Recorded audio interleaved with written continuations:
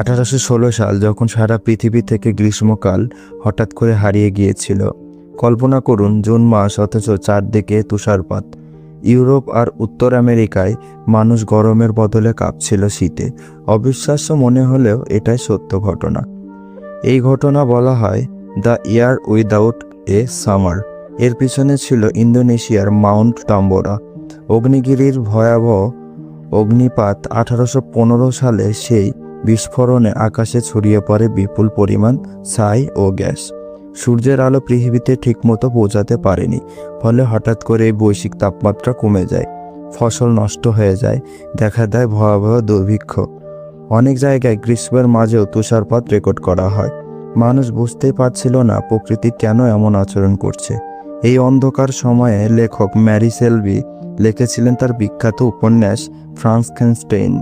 এক প্রাকৃতিক বিপর্যয়ে জন্ম দিয়েছিল